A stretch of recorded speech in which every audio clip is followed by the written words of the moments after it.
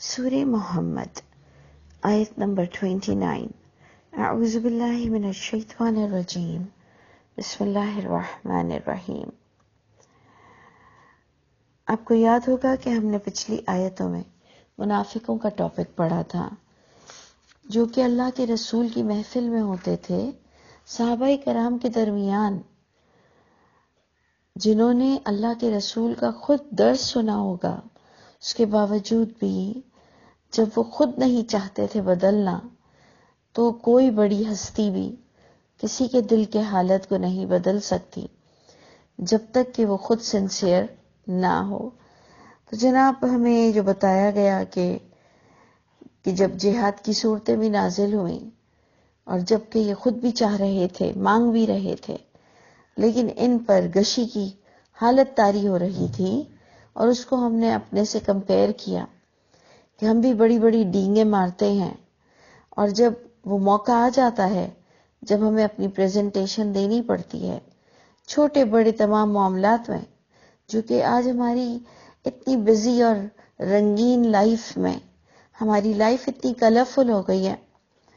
کہ جب ان دنوں میں ہمیں کوئی سٹروک پڑتا ہے جو کہ جہاد کے برابر ہو جاتا ہے، یا ہم اس کو جہاد سے بھی افضل سمجھ لیتے ہیں، تو ہم پر بھی ایسی ہی غشی کے دورے ہی پڑتے ہیں. ایسا لگتا ہے بس اگر اس بات کو نہیں مانا تو مر ہی جائیں گے. اور آپ نے دیکھا کہ اللہ تعالیٰ کتنے ناراض ہیں کہ جو لوگ اگنور کرتے ہیں جب کبھی انہیں آزمایا جائے اور وہ پیٹھ پھیر لیتے ہیں، تو اللہ بھی ان پر لعنت فرماتے ہیں اور اللہ ان کو بہرا کر دیتے ہیں. یعنی سچ مچ نہیں، حق سننے سے اب ان کے کان کو بند کر دیا جاتا ہے اور حق دیکھنے سے ان کی آنکھوں کو بند کر دیا جاتا ہے. شیطان ان کا فرینڈ ہو جاتا ہے. دوبارہ اس کا ریزن بتایا گیا کہ انہوں نے اللہ کے احکامات کو ناپسند کیا تھا، کہ اب اللہ تعالیٰ نے ہمیں فلاں فلاں چیزوں سے کیوں منع کر دیا. تو اللہ فرماتے ہیں، پھر دوبارہ اللہ تعالیٰ فرماتے ہیں کیا ہوگا ایسے لوگوں کا جو اللہ کی کتاب مان کر بھی، اللہ کی کتاب کو عزت دے کر بھی اللہ کے قانون سے چڑھتے ہیں، اپنانے سے چڑھتے ہیں. اور باقاعدہ یہاں تک مینشن کیا گیا کہ وہ لوگوں کو کہتے ہیں کہ اچھا ہم تمہاری بات مان لیں گے. یہ ہم نے پڑھا تھا آیت نمبر 26 میں، کہ وہ لوگوں کو کہتے ہیں کہ اچھا ہم تمہارے کچھ معاملے میں تمہارا کہنا مان لیں گے. تو اللہ فرماتے ہیں ان کا حشر یہ ہوگا کہ مرتے ہوئے انہیں فرشتے ان کے چہروں پر اور ان کی پیٹھ پر ان کی پٹائی کرتے ہوئے لے جائیں گے. اللہ تعالی ہم سب کو ذلیل ہونے سے بچا لیجیے. تو بالکل اسی کانٹیکس کے ساتھ آیت نمبر 29 نے آگے ڈسکس کیا کہ ام حسب الذین، کیا سمجھ بیٹھے ہیں وہ لوگ، فی قلوبہم مرض، جن کے اندر یہ منافقت کا روگ ہے. کیا سمجھ بیٹھے ہیں اس طرح کے لوگ، اللہ یخرج اللہ ادغانہم، یہ کہ ہرگز نہیں اللہ ظاہر کرنے والے ان کی دلوں کی کھوٹ کو. دنیا میں بھی انہیں ٹیسٹ دے کر آزمایا جائے گا کہ وہ کتنے عمل کرتے ہیں اور کتنے مجبور ہو جاتے ہیں اور کتنے ایکسکیوزز پیش کر دل کو تسلی دے دیتے ہیں. وہ یہ کیا سمجھتے ہیں لوگ کہ ٹیسٹ دیے بغیر جنت مل جائے گی؟ یہ کیا سمجھتے ہیں کہ اللہ تعالیٰ راضی ہو جائیں گے بغیر ٹیسٹ لیے یہ ایگزام میں کلیئر کر سکیں گے؟ ٹیسٹ اور سیمسٹرز تو دینے ہی پڑیں گے، دنیا میں تھوڑی بہت جانچ پڑتال تو ہوگی. تو اللہ فرماتے ہیں کہ اللہ یخرج اللہ ادغانہم، یہ کہ ہرگز نہیں ظاہر کریں گے اللہ ان کے دلوں کے کھوٹ کو. یعنی قیامت میں تو کھل ہی جائے گا اور دنیا میں بھی ان چیزوں سے ان کو پرکھ لیا جائے گا کہ یہ کس کی طرف جھکتے ہیں. اور پھر اس کے ساتھ اللہ فرماتے ہیں وَلَوْ نَشَاءُ،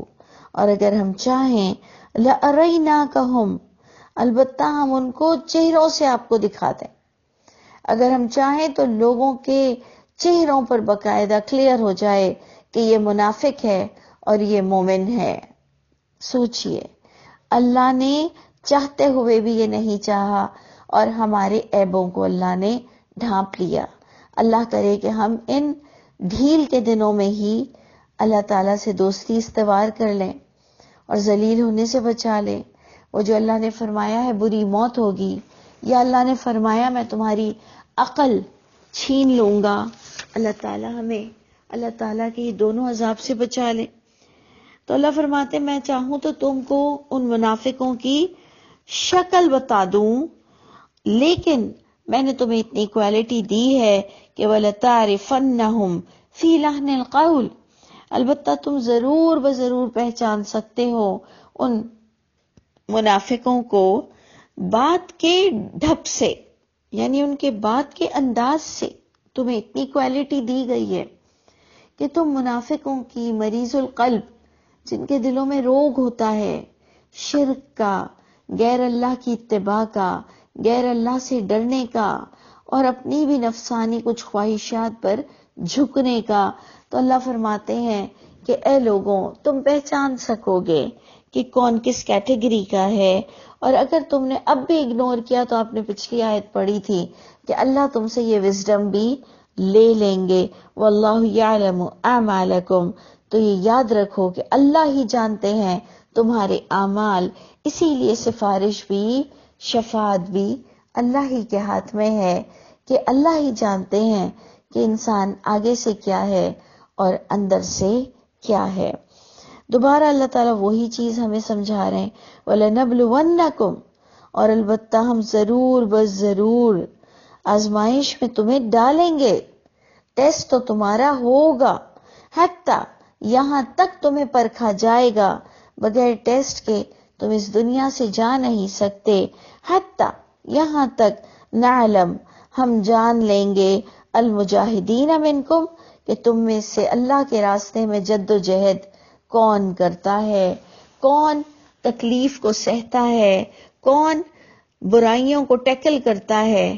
اچھائیوں کے ساتھ، کون منافقت کا روگ رکھتے ہوئے فوراً ایکسپٹ کر لیتا ہے غلط باتوں کو۔ ہم تو ضرور چیک کریں گے، اللہ فرماتے ہیں ہم تو تمہارے اپ اینڈ ڈاؤنس کو تم پر پرکھ کر دیکھیں گے، یہاں تک کہ ہم معلوم کریں گے کہ تم میں سے کون جد و جہد کرتا ہے، والصابرین، اور تم میں سے کون سٹیبلٹی دکھاتا ہے۔ دیکھیں جہاد کا معنی صرف فزیکل جہاد، بدن کا جہاد، صرف میدان کا جہاد ویپنز کے ساتھ نہیں ہوتا۔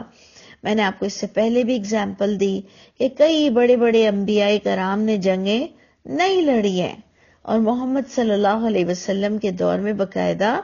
جنگ بھی لڑی گئی، لیکن اللہ فرماتے ہیں کہ ہر دور کے لوگوں کو جو سٹرگل دی جائے گی، اور آپ نے دیکھا کہ انبیاء کرام کے قصے اسی لیے بتائے جاتے ہیں کہ ان کو کتنی ڈیفرنٹ جگہوں پر سٹرگل کرنی پڑی۔ تو اے لوگوں تمہیں بھی اللہ تعالیٰ امتحان میں ڈالیں گے، اور پھر اللہ دیکھیں گے تم میں سے کون جد و جہد کرتا ہے اللہ کی راہ میں، والصابرین، اور تم میں سے کون برداشت کا جذبہ رکھتے ہوئے سٹیبلٹی دکھاتا ہے۔ وَلَنَبْلُوَ اخبارکم، دوبارہ اللہ تعالیٰ نے جہاد کی ہمیں حقیقت بتا دی کہ اللہ تمہارے حالات سے تمہیں آزمائش میں ڈالیں گے۔ حالات کا مطلب امیری غریبی ہی نہیں ہوتی، حالات جیسے بھی ہوں، چاہے آپ خوشحال ہوں اور آپ پر اتنا غیر اللہ کا پریشر ہو، آپ کے بزنس ہوں اور اتنا آپ پر حرام کا پریشر ہو، آپ اس جگہ رہتے ہو جہاں آپ کو حلال کھانا نہ ملتا ہو اور آپ پر حرام خوری کا کتنا پریشر ہو، تو یہ تو ہر ایک کی اپنی اپنی زندگی کے حالات آئیں گے کہ انہیں اولادوں سے کس طرح آزمایا جائے گا، انہیں کس طرح سے اللہ تعالیٰ پرکھیں گے۔ آپ اور مجھ کو اللہ تعالیٰ سے عافیت کا معاملے کی دعا کرنی چاہیے، لیکن امتحان تو دے کر ہی اس دنیا سے جانا ہے، تو کیوں نہ پاس ہونے کی دعا کریں اور یاد رکھیں اپنے سبق کو۔ جب ہم اپنے اسائنمنٹ کی تیاری پوری رکھیں گے تو پھر کسی بھی دن ٹیسٹ ہو جائے، اللہ ہم سے آسانی کا معاملہ فرمائے اور اللہ ہمیں خیر سے پاس ہونے والا کر دے۔ دوبارہ وہی ٹاپک آ رہا ہے جو سورہ محمد کے سٹارٹنگ کا تھا کہ ان الذین کفروا، بے شک جو لوگ بھی کفر کی روش اختیار کرتے ہیں، چاہے مسلمان ہو چاہے غیر مسلم ہو، چاہے مسلمان بھی کئی جگہ پر، اور کیونکہ اگر آپ کانٹیکسٹ سے دیکھیں ایمانداری سے تو ان مسلمانوں ہی کا ذکر ہے جو محمد صلی اللہ علیہ وسلم کی محفل تک میں بیٹھتے تھے۔ ادھر کوئی ایسے بت پرست کا ٹاپک نہیں آ رہا، مسلمانوں ہی کا ٹاپک آ رہا ہے کہ وہ لوگ جو کفر کی بھی روش اختیار کرتے ہیں، اللہ کی راستے سے بھی لوگوں کو روکتے ہیں اور ان کے اندر منافقت کا مرض ہے، وشاق الرسول، اور خود بھی رسول صلی اللہ علیہ وسلم کی نافرمانی کر جاتے ہیں، من بعد ما تبین لہم الہدی، اس کے بعد بھی جبکہ کلیئر ہو گئی ہے ان کے لیے خدا، یعنی رسول صلی اللہ علیہ وسلم کی اطاعت اللہ کی اس ہدایت کی کتاب سے اٹیچ ہے۔ کاش کہ دنیا اس پوائنٹ کو جان لے، کاش مجھے سمجھانا آ جائے اور کاش میں بھی بعمل ہو جاؤں۔ اللہ نے تو اس کاش کو یقین میں بدلنے کی طاقت ہمیں دی ہوئی ہے، ہم کاش کر رہے ہیں۔ اللہ تعالیٰ نے تو ہمیں اتنی طاقت دی ہے کہ ہم ان تمام چیزوں کو یقین میں بدل دیں کہ اطیعوا الرسول اللہ کی کتاب کے مطابق عمل کرنے کو کہتے ہیں۔ آپ 100 بار اس آیت کو غور سے دیکھیں، میں چیلنج کرتی ہوں، آپ غور سے دیکھیں کہ اطیعوا الرسول فقط اللہ کی کتاب کو کہتے ہیں، تو اطیعوا اللہ تو وہ ٹھہری ہی ٹھہری، اطیعوا الرسول بھی ہدایت کی یہ کتاب ہی کو کہتے ہیں۔ تو اللہ فرماتے ہیں کہ جو لوگ اللہ کے راستے سے لوگوں کو روکتے ہیں، کفر کی روش خود بھی اختیار کرتے ہیں اور یہاں تک کہ ایٹ لاسٹ مخالفت کر ہی جاتے ہیں، اور اس کو کنسیڈر کیا گیا رسول کے نام سے، ایٹ لاسٹ مخالفت اس ٹیسٹ والے دن ناکام ہی ہو جاتے ہیں، وہ ٹیسٹ والے دن خاص فیل ہو جاتے ہیں اور اپنے دل کو تسلی دیتے ہیں کہ میں کبھی بھی گناہ نہیں کرتا، آج کر گیا، میں کبھی بھی نہ توڑتا لیکن آج مجبور ہو گیا ہوں، جس دن اس کا امتحان تھا اسی دن تو وہ یہ حرکت کر جاتا ہے۔ سوچئے، ہم سب اپنا اپنا محاسبہ کریں کہ من بعد ما تبین لہم الہدی، اس کے بعد بھی یہ مخالفت ہی کر کے دکھا دیتا ہے جبکہ اس پر رائٹ اور رانگ واضح ہو چکا تھا، تبین بیان ہو چکا تھا، کلیئر ہو چکا تھا ان کے لیے کہ ہدایت کیا ہے اور بغاوت کیا ہے۔ بغاوت یہ ہے کہ میں نے تو یہ کرنا ہی ہے، اور اتنے بڑے بڑے گناہ گار ہیں تو کیا اللہ ہمارے ان چھوٹے گناہوں کو دیکھیں گے؟ یہ ہے سب سے بڑا اپنے آپ کو تسلی دینے والا کام۔ اللہ تعالی ہم سب کو چھوٹے بڑے ہر گناہ سے بچا لے اور اللہ کا پیور انسان بنا دے، پیور بندہ بنا دے، جس مقصد سے ہمیں پیدا کیا گیا ہم عزت کے ساتھ عافیت کے ساتھ اپنے رب کے حضور پیش ہو جائیں۔ تو اللہ فرماتے ہیں ڈرنے کی کوئی ضرورت نہیں ایسے لوگوں سے، لن یضر اللہ شیئا، یعنی اللہ تعالی ہمیں بتا رہے ہیں کہ جو لوگ اللہ رسول کی مخالفت کرتے ہیں، خدا میں کلیئر بتا دینے کے بعد بھی اے لوگوں ان سے ڈرنے کی کوئی ضرورت نہیں، یہ اللہ کا کچھ بھی نقصان نہیں کر سکتے، یعنی جب یہ اللہ کا نقصان نہیں کر سکتے تو یقیناً یہ اللہ کی کتاب کے مطابق چلنے والوں کا بھی کوئی نقصان نہیں کر سکتے ہیں، ان سے ڈرنے کی کوئی ضرورت نہیں۔ بلکہ اللہ نے پھر فرمایا وَسَيُحْبِطُ أَعْمَالَهُمْ، بلکہ اللہ تعالیٰ ان شیطانوں کے، ان غلط روش کے چلنے والوں کے اعمال کو غارت کر دیں گے، یعنی نیک اعمال کو غارت کر دیں گے۔ اور دیکھ لیجئے کہ آگے کی آیت نے اسے اطیع اللہ و اطیع الرسول کنسیڈر کیا، یا ایھا الذین آمنوا، اے ایمان والوں، اطیعوا اللہ و اطیعوا الرسول، اللہ رسول کی اطاعت کرو جو کہ اللہ نے ہدایت کی کتاب، آپ خود اس قرآن کو ہدا کہتے ہیں، اور قرآن نے بھی کئی جگہ اس کتاب کو ہدا ہی کہا ہے، ایون پچھلی الہامی کتابوں کو بھی اللہ نے ہدا ہی کہا ہے۔ آپ تو سورہ بقرہ کی شروع ہی میں آیت پڑھتے ہیں، ذالک الکتاب لا ریب فیہ ھدی للمتقین،